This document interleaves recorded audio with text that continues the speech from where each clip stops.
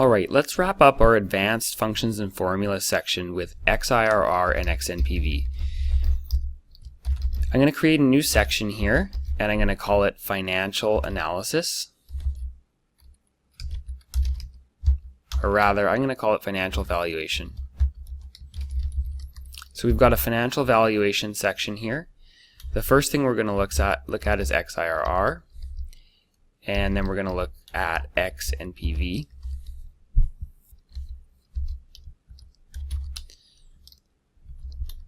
So xirr is like the regular IRR function, except it allows us to attach specific dates to the cash flows and calculates the IRR specifically based on those. Same with xnpv. So this is a much more precise way of calculating it, and I highly recommend using this every time. So the way it works is, let's just select some dates to start with. So the first thing we might want to do is have today's date as being the first cash flow. And then I may want to have, for example, the last day of 2016 as the next cash flow. So I'm going to have 12/31/2016. And then let's say I want the next one to come, for some reason, let's say it takes more than a year and it spills over into January 15th, 2018. And I've got a fourth one that is December 31st, 2018. So these are going to be my 4 cash flows that I'm going to use to calculate xirr. And so the first one here, I'm going to open up the income statement section. And let's assume that the cash flow that comes on the end of 2016 is equal to the 2016 net income. And I know that net income and free cash flow are definitely not the same thing, but this will prove a good example for our analysis. And let's assume that we have a purchase price for this of 100 million. So we have a cash outflow of 100 million on August 31st, 2016, and then we have these positive cash flows.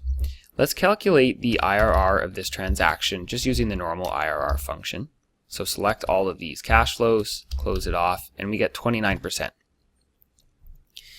Now let's compare that to xirr. We know that these cash flows are not very evenly spaced out, although they are close to being around the year end, but we certainly have a major timing adjustment with the initial investment.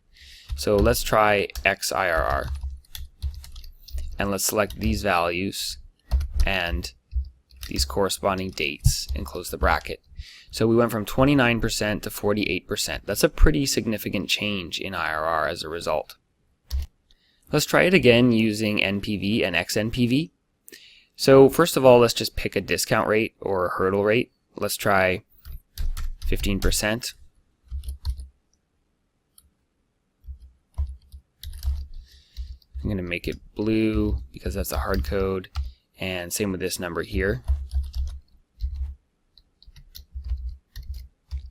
So let's calculate over here the NPV based on this discount rate of these cash flows. That's 21 million. Now let's calculate xnpv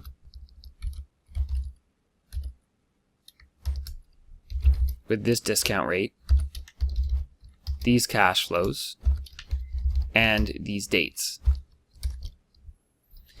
And as you can see, there's a pretty significant difference in the values. So let's just paste here special so we have some better formatting. And you can see that that's quite a big difference, in the same way that the IRR was quite different as well.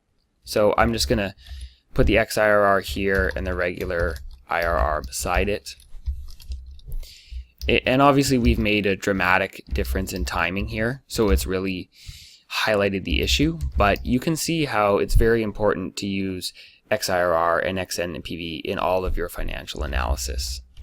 So with that finished, let's use Shift Spacebar to auto select, and then Alt A ZOGG to group. I can group that up, close this, and we're all finished.